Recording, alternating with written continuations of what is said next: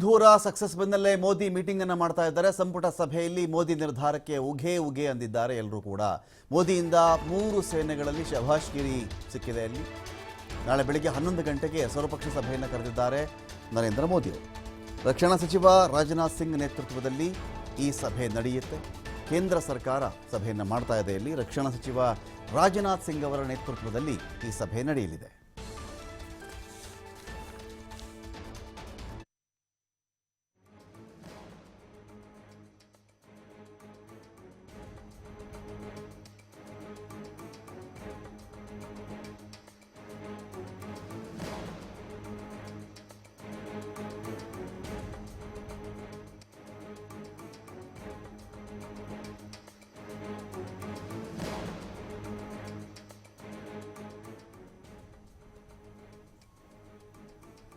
ಸಂಪುಟ ಸಭೆಯಲ್ಲಿ ಎಲ್ಲರೂ ಕೂಡ ಇವತ್ತು ನರೇಂದ್ರ ಮೋದಿ ಅವರನ್ನು ಶ್ಲಾಘಿಸಿದ್ದಾರೆ.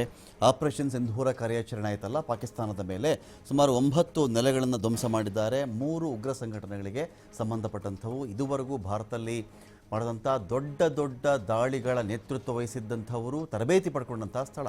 ಮುಂಬೈ ದಾಳಿ ವ್ಯಕ್ತಿನೂ ಇದ್ದಾನೆ, ಪುಲ್ವಾಮಾ ವಿಚಾರಕ್ಕೆ ಸಂಬಂಧಪಟ್ಟಂಥ ವ್ಯಕ್ತಿ ಕೂಡ ಇದ್ದಾನೆ, ಇತರೆ ದಾಳಿಗಳಿಗೆ ಸಂಬಂಧಪಟ್ಟಂಥ ವ್ಯಕ್ತಿ ಕೂಡ ತರಬೇತಿ ಪಡ್ಕೊಂಡಿದ್ದಂಥ ಜಾಗವನ್ನು ಭಾರತ ಧ್ವಂಸ ಮಾಡಿರೋದಿಲ್ಲಿ. ಹಾಗಾಗಿ ಈ ಒಂದು ದಾಳಿಗೆ ಸಂಬಂಧಪಟ್ಟಂತೆ ಕ್ಯಾಬಿನೆಟ್ನಲ್ಲಿ ನರೇಂದ್ರ ಮೋದಿ ಅವರಿಗೆ ಶಹಬಾಷ್ಗಿರಿ ಸಿಕ್ಕಿದೆ. ರಾಷ್ಟ್ರಪತಿ ದ್ರೌಪದಿ ಮುರ್ಮು ಭೇಟಿಯಾಗಿದ್ದಾರೆ. ಪ್ರಧಾನಿ